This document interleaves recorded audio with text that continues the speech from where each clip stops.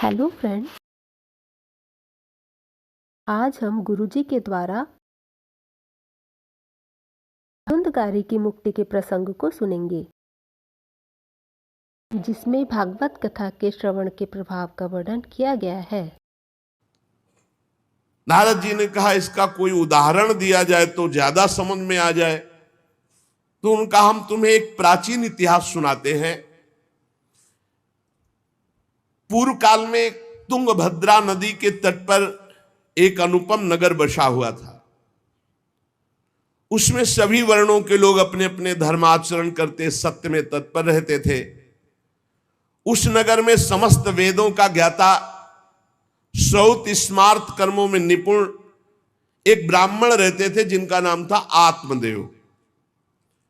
तेज तो ऐसा था मानो दूसरे सूर्य भगवान ही हो। ब्राह्मण तेजस्वी, वैदज्ञ, सत्कर्म अनुष्ठान करने वाला, और कभी उसके दरवाजे से कोई भिक्षुक वापस नहीं लौटा। इतना उदार हृदय वाला, देगा ही कुछ न कुछ। पर पूर्व प्रारब्ध के अनुसार उनकी जो पत्नी थी, उनका नाम था धुंधुली। पति का नाम आत्मदेव और पत्नी का नाम धुंधुली था। सुंदरी थी, कुलीन थी, पर लड़ाकू स्वभाव था, अपनी बात पे अड़ जाना। अब वो बड़े ज्ञानी थे, वेदज्ञ, वेद के ज्ञाता, इसलिए वो शांत रहते थे। लड़ाई घर में नहीं होती, वो लड़ने वाली ही बात करती थी, पर वो शांत रहते थे। जब घर में नहीं होती तो पड़ोसी से जाके भिड़ना, जरा जरा से कारण में। क्रूर स्वभाव, बकवादी स्वभाव, गृह कार्य में निपुण लेकिन कंजूस और झगड़ालू प्रारब्ध है। भोग विलास की कमी नहीं थी, खूब संपत्ति थी, घर बढ़िया सुंदर, परंतु सुख नहीं था। क्योंकि जब आत्मदेव घर में आते तो बस उपद्रव, लड़ाई झगड़ा, सब बड़ा नरक समझो। जिसकी घर में अशांति हो, झगड़ा होता, बड़ा नरक है। चैन से नमक रोटी खाए, प्यार से जीवे तो गृहस्थी धन्य। और खूब बढ़िया सब व्यवस्थाएं हैं, पर कलह, अशांति, मन नहीं मिल रहा एक दूसरे, ये बहुत धीरे धीरे अवस्था डल गई। कोई संतान ही नहीं हुई। बड़े बड़े पुण्य कर्म किए, खूब दान पुण्य किया, लेकिन संतान नहीं हुई। अब वो ब्राह्मण बड़े चिंतातुर हुए आत्मदेव की, जिसके संतान न हो तो फिर उसको पिंडदान कौन करेगा। गृहस्थी में विचार होता, कुल परंपरागत चलाने वाला तो कोई होना चाहिए। अब वो बड़े चिंतातुर हुए, हर उपाय करके हार गए थे। तो एक दिन उनके मन में आया कि एकांत जंगल में चलते हैं और अपने प्राणों को त्याग देते हैं। क्योंकि घर में जाओ तो कलह है, ना कोई संतान है। अब क्या, सब कुछ करके देख लिया, बुढ़ापा आ रहा है, पुत्र तो हुआ नहीं, तो कम से कम पुत्र होता तो कुल परंपरा चलाने। अब क्या, वो ऐसी भावना में थे कि जीवन व्यर्थ है, जंगल को चल दिए। उधर एक सरोवर में प्यास बुझाने के लिए एक महान संत आ रहे थे। जब कोई धर्मात्मा पुरुष दुखी होता है तो भगवान अव्यक्त रूप से संतों से मिला देते हैं। वो सन्यासी महात्मा थे। ब्राह्मण देखा कि वो जब जल पी चुके तो जाके साष्टांग दंडवत किया, शास्त्रों का ज्ञान था, हाथ जोड़कर खड़े हो गए। तो कथम रोदसी विप्रत्वम काते चिंता बलियसी वदतम संवत सत्वरम मह्यम स्वस्य दुखस्य कारणम। ये लंबी लंबी सांसें खींच रहे हो, उदास खड़े हो, दुखी दिखाई दे रहे हो। देखने से तो लगता है कि तुम ब्राह्मण हो, क्योंकि तेजस्वी हो। क्या चिंता है तुम्हारी जो तुम जल्दी जल्दी श्वासें खींच रहे हो लंबी, और दुख प्रकट कर रहे हो। ब्राह्मण ने कहा, महाराज आखिरी उपाय आप हैं। वैसे तो मैं बताऊं, अपने जीवन से निराश हो चुका हूं। आपको देखा तो आशा बन गई।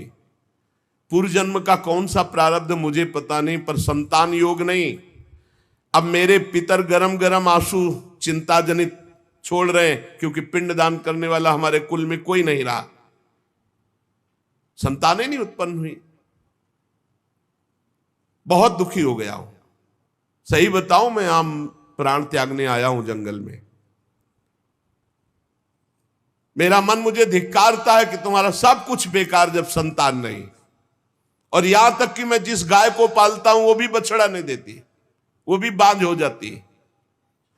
यहां तक कि जो पेड़ लगाता हूं उसमें भी फूल फल नहीं आते। कितना मैं दुर्भागी हूं, बड़ा भागा हूं। अब मैं अपने प्राण त्यागने आया हूं। और फूट फूट कर रोने लगे। संत का हृदय बड़ा करुणामय होता है। संत चाहे तो नवीन प्रारब्ध तत्काल रच सकते हैं, क्योंकि भगवान के भजन में अपार सामर्थ्य है। उन्होंने अपनी दिव्य दृष्टि से देखा, कहा आत्मदेव ब्राह्मण, पुत्र का मोह तो छोड़ दो, आप विवेक का आश्रय लो, भजन करो। मैं तुम्हारी रेखा को देख रहा हूं, एक जन्म नहीं 7 जन्म तक कोई संतान है ही नहीं। देखो, संतान के पीछे मत पड़ो। राजा सगर, महाराज अंग, बड़े बड़े संतान में बहुत दुख भोगे हैं। अब तुम भजन करो, जंगल में निकल आए, भजन करो, संतान की आशा छोड़ो।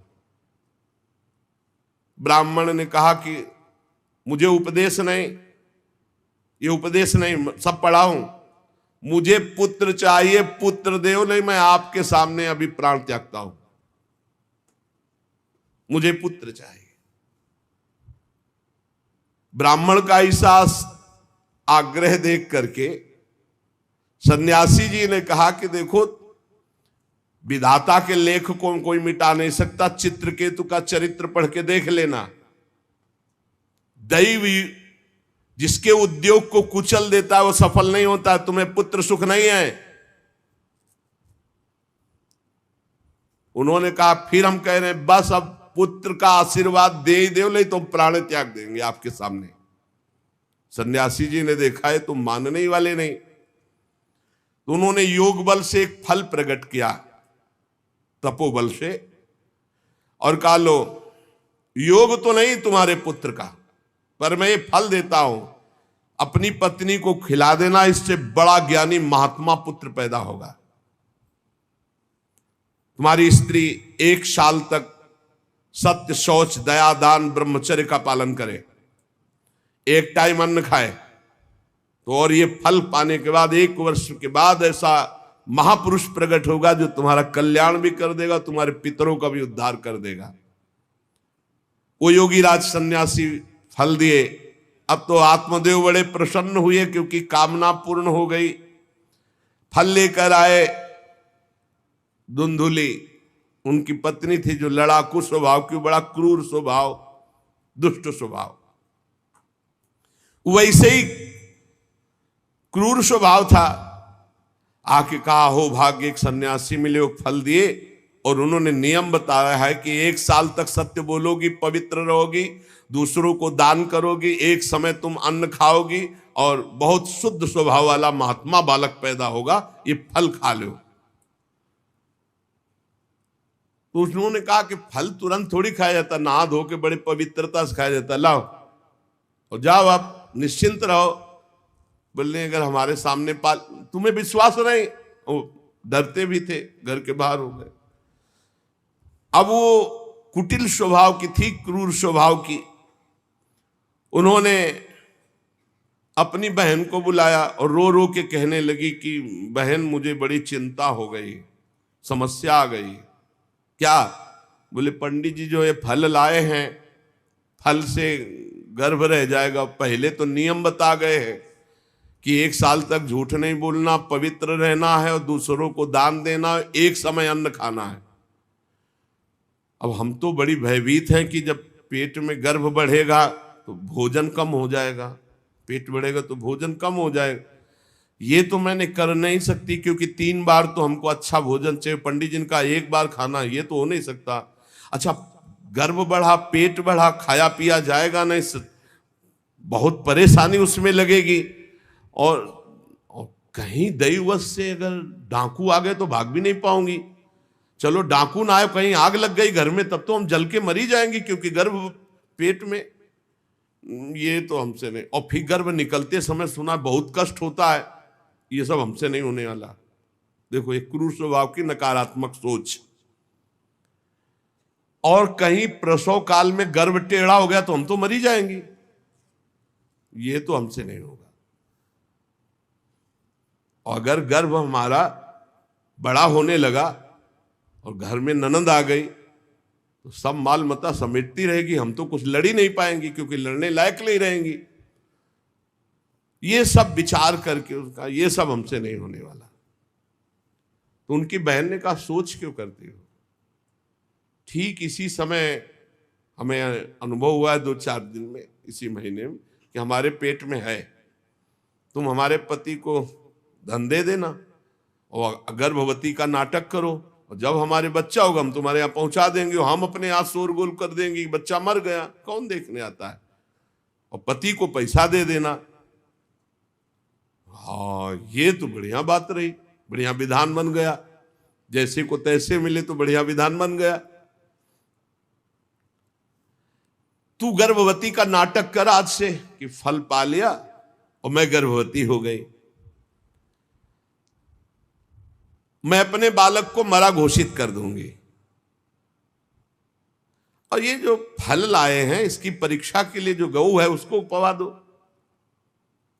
जैसा उनकी बहन ने कहा था वैसे ही धुंधुली ने सब कर दिया। देख लो, कहा था स्वामी जी ने तुम्हारे 7 जन्म बालक नहीं, तो देखो बुद्धि कैसी खराब हुई, गाय को पवा दिया। अब जब उसकी बहन के पुत्र हुआ तब तक वो कपड़ा वपड़ा पेट में लगा के नाटक करती रही होगी कि हमारे गर्भ है। फिर एकदम घोषणा कर दी जब वो पुत्र रातों रात पहुंच गया कि हमारे संतान हो गई। उसके पिता को अच्छा धन दे दिया, वो धुंधुली को ला करके बहन का बेटा दे दिया। आत्मदेव तो बहुत आनंद हो गए, जानी न जाए नारी गति भाई, उनको क्या पता कि घर में क्या रहस्य हुआ। वो तो बहुत सुखी हो गए कि संत भगवान के द्वारा दिए हुए फल से हमारे पुत्र हो गया। बड़ा आनंद, बड़ा उत्सव मनाया, बालक के जात कर्म संस्कार कराए, खूब दान पुण्य किया, मांगलिक कृत्य किए। धुंधुली ने अपने पति से कहा कि पता नहीं क्या कारण है, मेरे वक्षस्थल में दूध तो है नहीं, और अभी नया बालक है, बिना मां के दूध के जीवित नहीं रहेगा, तो हमारी बहन के बालक हुआ था पधार गया है, उसको बुला ले क्या। अरे उन्होंने कहा बिल्कुल बुलाओ, हम और पैसे देंगे, स्वागत करेंगे, हमारा बच्चा पुष्ट होना चाहिए। बहुत बुद्धि लगाते हैं क्रूर स्वभाव के लोग, कैसा एकदम फिट कर लिया विधान। अब उसको बुला लिया बालक का पालन पोषण करने के लिए पैसे के बाद, और वो असली मां तो वही है ही है। पुत्र की रक्षा के लिए जो जो कहा आत्मदेव ने वो सब स्वीकार कर लिया। 3 महीने इस बालक के व्यतीत होने के बाद, उन्होंने कहा था 1 साल बाद होगा, 3 महीने व्यतीत होने के बाद गऊ के बच्चा हुआ मनुष्याकार, केवल कान गऊ के, पूरा मनुष्याकार, सर्वांग सुंदर, दिव्य तेजोमय, स्वर्ण की सी कांति, क्योंकि वो योगी के तप का। ब्राह्मण देवता नाच पड़े कि भगवान जब दिए तो कितना आनंद, घर में भी बच्चा और गऊ के भी बच्चा ही हुआ। खूब संस्कार करके मंगलदान, बड़े प्रसन्न हैं।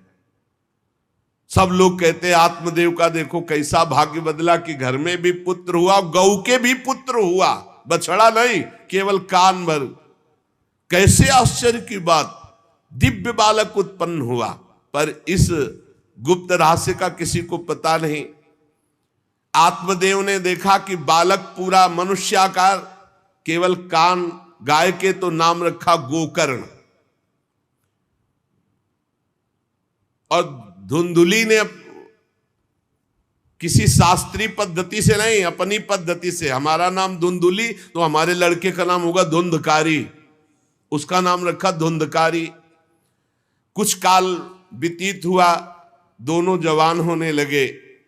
गोकर्ण में पूर्ण वैदिक सिद्धांत, धर्म पूर्वक, बड़े ज्ञानी महात्मा, और धुंधकारी पूर्ण दुष्ट, शौचाचार का तो नाम भी नहीं था पवित्रता का धुंधकारी में।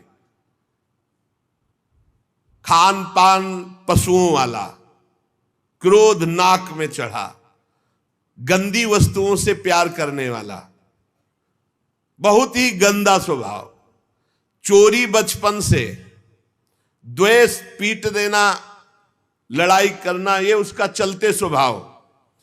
दूसरों के खेती में आग लगा देना, घरों में आग लगा देना, गौशाला में आग लगा देना। जैसे किसी का बालक खेल रहा है, आसपास देखा कोई, उठाया कुएं में फेंक दिया। बड़ा दुष्ट स्वभाव।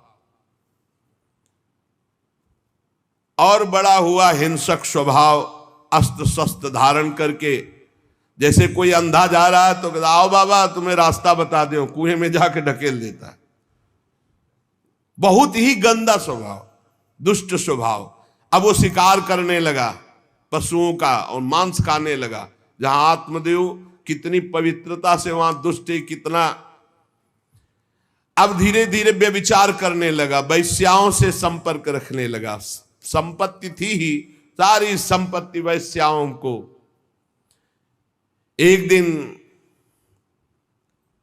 पिता ने कहा आत्मदेव ने कि तुम्हारे आचरण इतने आसुरी प्रभाव के, हमें लगता है कि तुम हमारा सर्वनाश करने के लिए प्रकट, ये क्यों करते हो? तो खूब गिरा गिरा के मारा आत्मदेव को। सन्यासी की बात अब याद आई कि तुम्हारे भाग्य में पुत्र सुख नहीं है। खूब मारा आत्मदेव को। जब इतनी जोर से मार रहा था तो थोड़ी तो दया आई कि पति है, बचा ले। तो धुंधुली गई, तो फिर धुंधुली की दम जम के पिटाई की। अब वो तो राक्षसी स्वभाव, और घर के जितने जेवर बर्तन सब उठा के बेच दिए, वैश्यागामी हो। अब जब सारी संपत्ति स्वाहा, खाने को भी नहीं, तो धुंधुली बैठ के रोती। रोना इससे तो अच्छा कि मैं बांझ रह जाती। दुष्टता की ना, पति ने जब तुम्हें एक दिव्य फल दिया था, खाना चाहिए था। मैं कहां जाऊं, कौन मेरा सहयोग करे? बड़ी विपत्ति, बड़ा दुख, न खाने को न पीने को। अतरे दिन पिटाई करता धुंधकारी, आत्मदेव की भी और धुंधुली की भी। पिता बैठ के रो रहे थे। मैं सन्यासी की बात मान जाता तो गोकर्ण जी आए और उन्होंने कहा पिताजी, आप जैसे विद्वान पुरुष को ऐसा शोक करना उचित नहीं। तुम शास्त्र के ज्ञाता हो, तुम्हें चाहिए कि संसार की असारता का तो थोड़ा विचार करना हो। ये दुख रूपी मोह में फंसकर आप एक अज्ञानी पुरुष की तरह रो रहे हो, पिट रहे हो। पिताजी, क्या शास्त्रों में नहीं पढ़ा पुत्र किसका, धन किसका, पत्नी किसकी, शरीर किसका? ये मोह के कारण अज्ञानी जन रात दिन दीपक की तरह जल रहे। पिताजी, ना सुख इंद्र को है, ना चक्रवर्ती राजा को है। सुख है तो एकांत में भगवान का भजन करने वाले को है। ये देखो गोकर्ण, ये मुंचा ज्ञानम प्रजारूपम मोह तो नरके गति। ये नरक जाने वाली बात, पुत्र के मोह में फंस करके आप छोड़ो इसे, आपका शरीर नष्ट हो जाएगा। इसलिए मेरी प्रार्थना मानो, आज से निकलो घर से और वन में जाओ, भगवान का चिंतन करते हुए जीवन व्यतीत करो। गोकर्ण जी के वचन सुनकर आत्मदेव वन में जाने के लिए तैयार हो गए। उनका बेटा, आज तक तो कभी वन में तपस्या भजन किया नहीं, बड़ा शरीर से राग है, क्या करूं, कैसे भगवत प्राप्ति करूं? तो देहे स्थिमान रुधिरे भिमतिम त्यजत्वम जाया सुतादिषु सदा ममताम विमुंच पश्यानिशं जगदिदं क्षणभंग निष्ठम वैराग्य राग रसिको भव भक्ति निष्ठा धर्मं भजस्व सततम त्यज लोक धर्मान सेवस्व साधु पुरुषान जहि काम तृष्णाम अन्यस्य दोष गुण चिंतन मासु मुक्त्वा सेवा कथा रसमहो नितराम पिबत्वम। संत समागम कभी व्यर्थ नहीं होता। देखो, संत समागम का फल है गोकर्ण जी। गोकर्ण जी ने कहा, पिताजी, जिस शरीर को आप मैं मान रहे हो, आप मैं नहीं हो। ये शरीर हड्डी मांस रुधिर का पिंड है, इसे आप मैं मानना छोड़ दें। आपकी स्त्री, आपका पुत्र, ये कभी आप मत माने, ये आपके नहीं थे, न पहले और न बाद में, बीच में भास रहे कि आपके हैं। ये संसार रात दिन नाश को प्राप्त हो रहा है, क्षण भंगुर है। किसी भी कोई वस्तु में ममता मत करो, यहां कुछ स्थायी नहीं है, सब नष्ट होने वाला है। बस एकमात्र वैराग्य रस के रसिक होकर भगवान की भक्ति में लग जाओ। कैसे भक्ति करे? धर्मम भजस्व सततम, सदैव धर्म का भजन करो। कौन सा धर्म? बोले त्यज लोक धर्मान, लोक धर्म का त्याग करके भागवत धर्म का आश्रय लो। भागवत धर्म का आश्रय कैसे प्राप्त होगा? बोले सेवस्व साधु पुरुषान, सदैव संत पुरुषों का संग करो, उनकी सेवा करो। उनके संग से, उनके वचनों से, उनकी कृपा से तुम्हारे हृदय में भागवत धर्म का परिचय जागृत हो जाएगा, तुम महाभागवत हो जाओगे। पर संतों का सेवन करने के लिए जो सबसे बड़ा दोष है, काम और तृष्णा, ये नई संतों के पास टिकने देती। इसलिए जही काम तृष्णाम, कामना और भोगे हुए भोगों को जो भोगने की इच्छा, तृष्णा, इनका त्याग करके संत संग करो। और जब संत संग होने लगे तो सावधान हो जाओ। अन्यस्य दोष गुण चिंतन मासु मुक्त्वा, दूसरे के गुण दोषों का चिंतन न करके श्री भगवान का चिंतन करे, भगवान की सेवा करे, भगवान की कथा लीला सुने, तो उसको नित्य भगवत धाम की प्राप्ति हो जाती। हे पिताजी, शरीर से मैंपन छोड़ दीजिए और शरीर संबंधियों से मेरापन छोड़ दीजिए और भागवत धर्म का आश्रय लेकर संत समागम कीजिए। सदैव संतों की सेवा, भगवत सेवा, नाम जप, लीला कथा, श्रवण गायन, इसी से भगवत प्राप्ति हो जाएगी। बस उसी समय गोकर्ण को मन से प्रणाम करके कि भगवान गुरु रूप से इसी रूप में आकर मुझे उपदेश दे रहे, उसी समय आत्मदेव जी ने तो घर छोड़ दिया और वन की यात्रा की। 60 वर्ष की आयु हो चुकी थी, पर ज्ञान था शास्त्रों का। बड़ी निष्ठा से अपनी बुद्धि को समेटा संसार से और रात दिन भगवान के चिंतन में लगा दिया। भगवान के चिंतन और भागवत के 10वें स्कंद का रोज पाठ पूरा, जो भागवत का 10वां स्कंद श्री कृष्ण लीला चरित्र से भरा हुआ है, पूरा पाठ और निरंतर नाम जप, इसके प्रभाव से श्री कृष्ण चंद्र की प्राप्ति हुई गोकर्ण जी के उपदेश से आत्मदेव की। अब जब पिता वन को चले गए तो और छूट, वैसे मानता तो था ही नहीं, पर और छूट हो गई। अब धुंधकारी ने उठाई लाठी डंडा, जो धुंधुली की डट के पिटाई की और कहा बता धन कहाँ है। अब जितना धन था तो सब ले गया। फिर जलती हुई लकड़ी, लुकाठी, उससे बता धन कहाँ है। किसी तरह वो छूट पाई तो भागते हुए जाकर कुएं में गिरकर अपने शरीर को नष्ट कर दिया कि रोज की पिटाई से अच्छा एक बार दुर्गति को प्राप्त हुई। धुंधुली दुर्गति को प्राप्त हुई, पति आत्मदेव श्री कृष्णचंद्र को प्राप्त हुई। योगनिष्ठ गोकर्ण जी ने जब देखा कि धुंधकारी का आतंक बढ़ रहा है तो उन्होंने छोड़ दिया। जो ज्ञानी पुरुष होते प्रपंच नहीं स्वीकार करते, उनको कोई सुख दुख इससे नहीं, उदासीन भाव से तीर्थ यात्रा को निकल गए।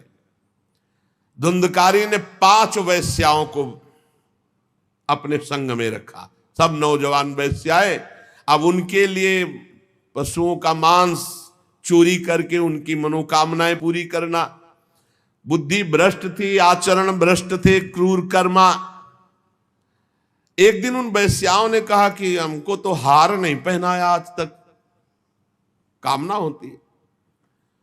अब 5 को हार लाने के लिए तो बहुत रुपया चाहिए। मौत की भी उसको कोई भय नहीं रह गई थी।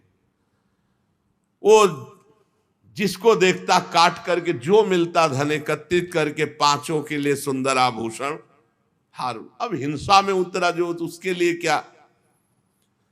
स्त्रियों ने सोचा कि नित्य नवीन चोरी करता है, आज हमने हार के लिए कहा तो 5 के लिए व्यवस्था कर दिया।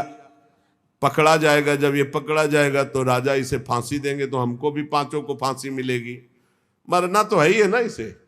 पांचों ने विचार किया मरना तो है ही, राजा फांसी देगा तो हम ही फांसी दे देती है, तो कम से कम हम तो बच जाएंगी। बुरे कर्म का बुरा ही परिणाम होता है, कुछ भी कोई कर ले। धुंधुली कुएं में शरीर त्याग करके दुर्गति को प्राप्त हुई। ये जब जिन वैश्याओं के लिए प्राणों की बाजी लगा करके सब कुछ ला रहा, जानते उनका प्लान क्या बना?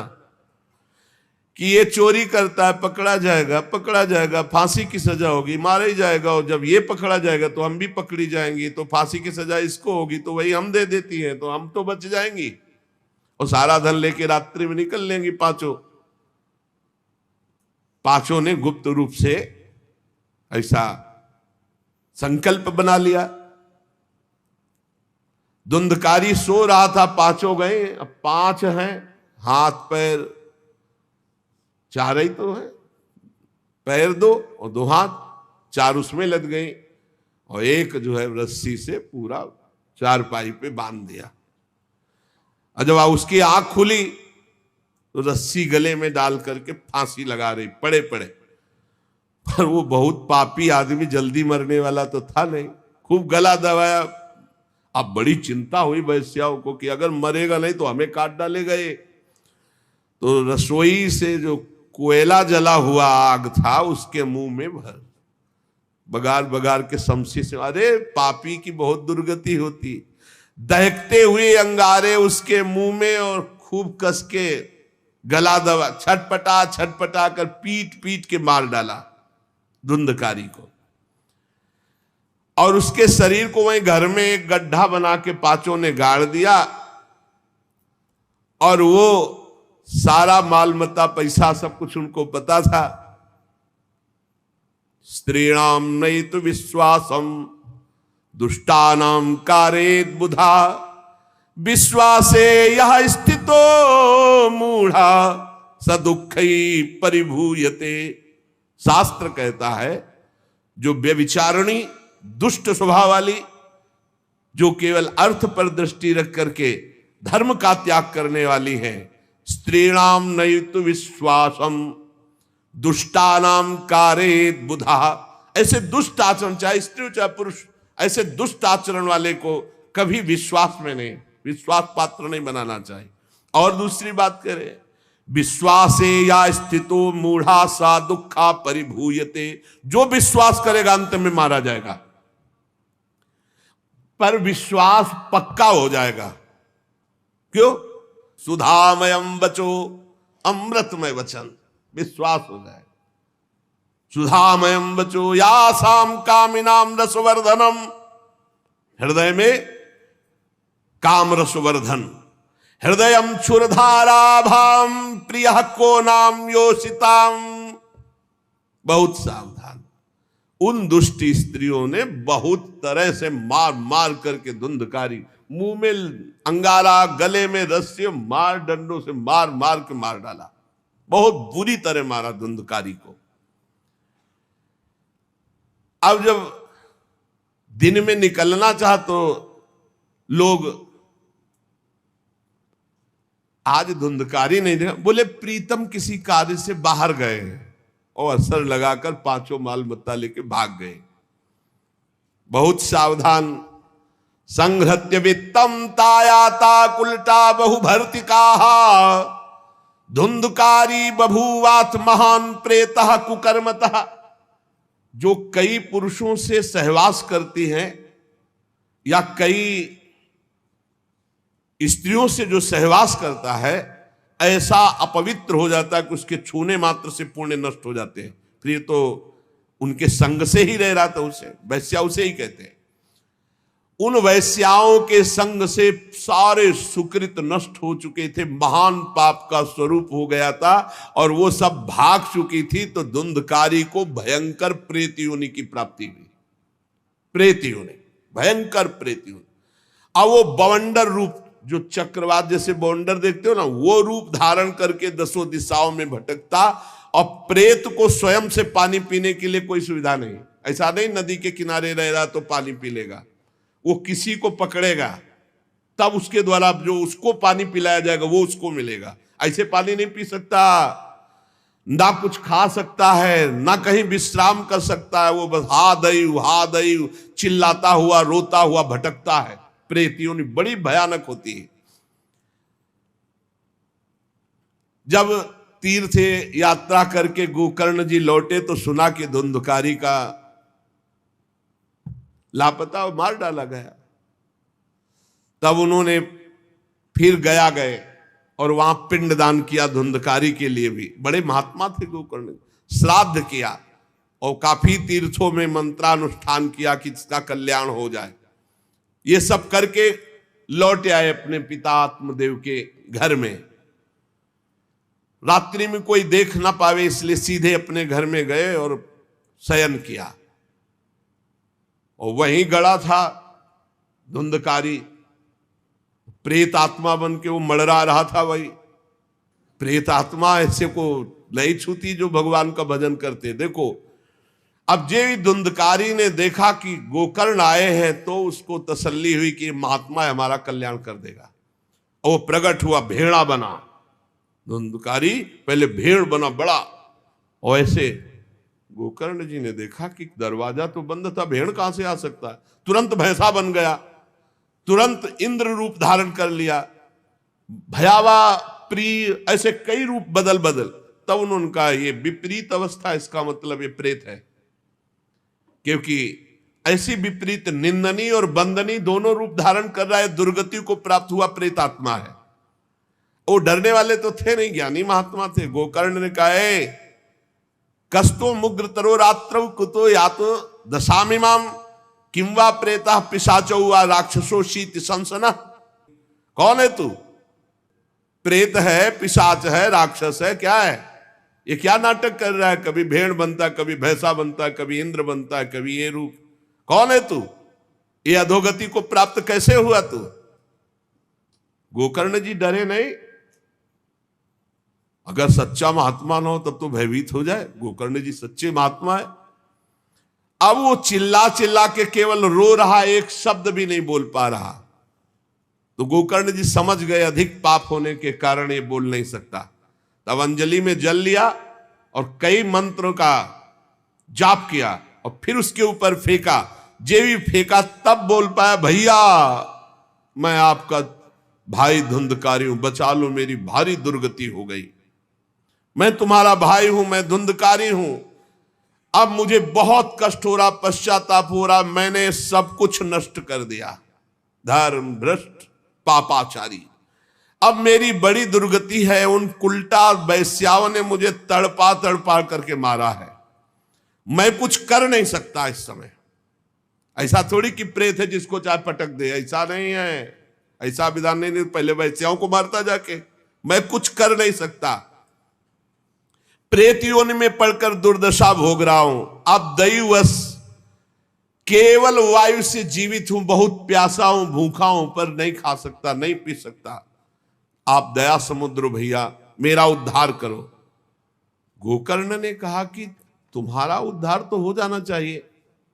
तुम्हारे लिए तो मैं गया में गया, वहां श्राद्ध दिया, तीर्थों में भी अनुष्ठान किया, फिर तुम्हारा प्रेत योनि से उद्धार कैसे नहीं हुआ? तो उन्होंने कहा, भैया एक दो बार गया श्राद्ध से मेरा कुछ नहीं होने वाला, बहुत पापी हूं, बहुत बड़े बड़े पाप किए हैं। कोई दूसरा उपाय सोचो। छोटे मोटे पिंडदान से, दान पुण्य से मेरा उद्धार होने वाला नहीं, बहुत स्टॉक है हमारे पाप का। तुमको हम बताएं, सैकड़ों बार गया श्राद्ध करो तो भी मेरा कल्याण नहीं हो सकता, ऐसा मैं पापी हूं। कोई दूसरा उपाय सोचो। गोकर्ण जी ने कहा, सैकड़ों गया श्राद्ध से तुम्हारी मुक्ति नहीं हो सकती, तो तुम्हारी मुक्ति असंभव है। कहा, भैया मैं तुम्हारे चरणों में पड़ा हूं, मुझे मेरा उद्धार करो। तो कहा, ठीक है, तुम अभी इस घर से निकलो, कहीं और रहो, हम जब तुम्हें बुलाएं तब आ जाना। जाओ, हटाओ, हमारे इस घर से हटो। हटा दिया उनको। गोकर्ण जी की आज्ञा पाकर धुंधकारी बाहर भटक रहा है। रात भर विचार किया कि इसका कल्याण कैसे होगा, जब सैकड़ों गया श्राद्ध से कह रहा उद्धार नहीं होगा। अब जब प्रातः काल हुआ, दरवाजा खुला तो बहुत से विज्ञजन आकर के गोकर्ण जी से मिले। गोकर्ण ने सबसे सलाह की कि क्या हो सकता है, ऐसे ऐसे स्त्रियों ने उनको मारा और वो प्रेत योनि को प्राप्त हुए। जो लोग विद्वान थे, योगनिष्ठ थे, वेदज्ञ थे, उन्होंने कई शास्त्र पाठ आदि की बातें बताई, सबने, पर सही उत्तर नहीं मिला। गोकर्ण जी महान तपस्वी थे। गोकर्ण जी ने प्रातः काल स्नान करके अर्घ दे रहे थे, बोले औरों से क्या पूछना, सीधे सूर्य भगवान से पूछे। मंत्र का उच्चारण करते हुए सूर्य भगवान को स्थगित कर दिया, रोक दिया। बहुत बड़ी मंत्रों में तथा सर्वै सूर्य वाक्यम तन्मुक्तो स्थापितम परम गोकर्णा स्तंभनम चक्रे सूर्य वेगस्य वै, तथा सूर्य की गति को रोक दिया। और तुभ्यम नमो जगत साक्षिन ब्रूहि में मुक्ति हेतुकम। अब हम किससे पूछे, आप ही बताओ। हे जगत साक्षी भगवान सूर्य, धुंधकारी का उद्धार कैसे हो सकता है? आप कृपा करके बताइए कि धुंधकारी की मुक्ति कैसे हो सकती। गोकर्ण की ये प्रार्थना सुनकर भगवान सूर्यदेव ने कहा, श्रीमद् भागवत महापुराण नियम पूर्वक सुनाओ, निश्चित उसकी मुक्ति हो जाएगी। सप्ताह पारायण 7 दिन में पूरी भागवत श्लोक सहित। सूर्य भगवान की आज्ञा सबने सुनी, गोकर्ण जी ने भी सुनी। बहुत सरल उपाय। गोकर्ण जी ने निश्चय किया, मैं स्वयं सुनाऊंगा और उसका उद्धार करूंगा। अब तो कथा का समय निश्चित किया। बहुत से लोग कथा सुनने के लिए वहां पहुंचे। जब सुना कि भगवान की कथा सब पापों का नाश कर देती है, तो बहुत से लोग, पापी पुण्यात्मा जो भी, सबको बैठने की उचित व्यवस्था की गई। एक 7 गांठ का बांस जो सीधा था, आवाहन किया धुंधकारी का और कहा, इस पे बैठ जा, तू भी कथा सुन। तो सीधे 7 गांठ के बांस पर धुंधकारी जाकर के बैठ गया, छिद्र में वायु रूप होकर, क्योंकि बाहर कहीं स्थित नहीं रह सकता, चलायमान, तो बैठना है। गोकर्ण जी ने एक वैष्णव को मुख्य श्रोता बनाया और प्रथम स्कंद से स्पष्ट स्वर में कथा सुनानी प्रारंभ की, श्लोक और अर्थ। सायंकाल को विश्राम दिया तो एक बड़ी विचित्र बात हुई। सभासदों के देखते देखते एक बांस में तड़ तड़ की आवाज हुई, एक गांठ फट गई। दूसरे दिन कथा हुई, दूसरी गांठ, तीसरे दिन तीसरी गांठ, 7 दिनों में 7 गांठें फाड़ करके धुंधकारी परम पवित्र दिव्य रूप, भगवत पार्षद रूप धारण करके प्रकट हो गया। धुंधकारी का श्याम वर्ण पीतांबर धारण के, तुलसी की माला, सिर पर मनोहर मुकुट, कानों में कमनी कुंडल, सामने आकर गोकर्ण को प्रणाम किया और कहा, भाई अब मैं भगवत पार्षद बन गया, प्रेत योनि से मुक्त। 7 दिन में भयंकर पापात्मा धुंधकारी श्री भगवान की चर्चा सुनने के कारण भगवत स्वरूप हो गया। ओहो, कितना प्रेत पीड़ा मैं सह रहा था, एकमात्र श्री कृष्णचंद्र जी की लीला कथा सुनने मात्र से मैं भगवत स्वरूप हो गया हूं। भैया, मैं कैसे आपका उपकार करूं? मैं निंदनीय से निंदनीय पाप कर्म करने वाला कैसा उज्जवल स्वरूप प्राप्त कर लिया। भला मोह पूर्वक लालन पालन करने वाले शरीर को जो हष्ट पुष्ट करते हैं, उन्होंने भगवान का नाम जप नहीं किया, चर्चा नहीं सुनी, तो जीवन किस काम का? इसके पोषण के लिए पाप कर्म कर रहे हो और वृद्धावस्था आने वाली परिणाम में दुख, रोगों का दुख, भोगों की कामना का दुख, क्या क्या दुख, इसकी क्या गति होगी? गाड़ दिया जाएगा या जला दिया जाएगा। ऐसे मनुष्य शरीर को प्राप्त करके भगवत प्राप्ति नहीं की तो जीवन व्यर्थ चला गया। अरे जो अन्न प्रातः काल पकाया जाता है दूसरे दिन सड़ जाता है, उसी अन्न से इस शरीर का पोषण होता, 6 घंटे में मल बना के निकाल देता है। ये शरीर कहीं अविनाशी है क्या? नाशवान शरीर है। जो लोग भगवान की कथा से वंचित है, भगवान का नाम जप नहीं करते, वो बुदबुदे जीवों में मच्छरों के समान जीवन उनका है। जन्मे मरे किस काम के? भला देखो, जिस बांस में मैं बैठा था तो बांस की गांठ फट गई, क्या भगवान की कथा सुनने पर चित्त की गांठ नहीं नष्ट हो जाएगी? जड़ चेतन की ग्रंथ। इसलिए धन्य है वो जो भगवान की कथा सुनने में अपना समय व्यतीत करते हैं। धुंधकारी ऐसी बातें कह रहा था, सबने देखा जय घोष करते हुए नमो नमः नमो नमः, और एक दिव्य विमान आया। भगवान वैकुंठ नाथ के पार्षद, मंडलाकार तेजो में विमान, और सबके देखते देखते कहा धुंधकारी आओ, और वो दिव्य पार्षद रूप विमान पे चढ़ा। जब विमान पे चढ़ के जाने लगा तो गोकर्ण जी ने रोक दिया, रुको, ये क्या?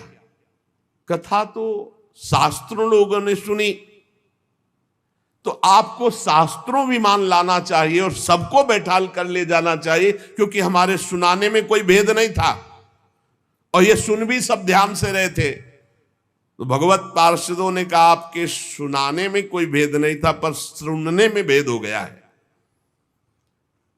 श्रवण भेद हो गया। ये उपवास करके बिना कुछ खाए पिए रात दिन कथा का ही चिंतन करता रहा, मनन करता रहा, इसके कारण इनको भगवत पार्षद रूप मिला और जा रहे। और ये कथा सुना भर है, मनन नहीं किया, मनन विषयों का हुआ, इसलिए विमान पे नहीं। ये निराहार रहकर 7 दिन में चर्चा सुनता और रात भर उसी का चिंतन करता, उसके प्रभाव से परम पद का अधिकारी हुआ। इसलिए जो मननहीन है, जिनको गुरुवचनों पर विश्वास नहीं है, जो कथा में चित्त की एकाग्रता नहीं है, वो फल भेद हो गया, वो भगवान के दिव्य धाम में एक बार में नहीं जा सकते। गोकर्ण जी आपको तो लेने के लिए स्वयं गोलोक बिहारी आएंगे, यूं कह करके विमान अंतर्ध्यान हो गया, अर्थात चले गए। गोकर्ण जी ने समस्त श्रोताओं से कहा बिना तुम्हें विमान में बैठा ले मुझे चैन नहीं। सावन के महीना में हम फिर अनुष्ठान करेंगे, सब लोग कथा सुनो और सच्चे नियम से रहो, उसका मनन करो। ऐसा ही किया, सब लोग उपवास करके अल्पाहार करके कथा सुने, और जे ही 7 दिन में कथा की समाप्ति हुई तो भगवान के बहुत से पार्षद विमान लेकर आए, और जितने कथा सुनने वाले थे सबको परम धाम ले गए। और भगवान ने गोकर्ण जी को स्वयं गोलोक बिहारी हृदय से लगाया। जे भी हृदय से लगाते हुए गोकर्ण भगवत स्वरूप हो गए।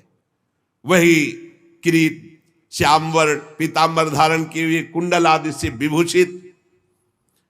यहां तक कहते हैं कि उस कथा में सुनने में जो कुत्ते भी बैठे थे, वो भी गोकर्ण जी की दृष्टि पड़ने पर विमान पर बैठकर भगवत धाम को गए।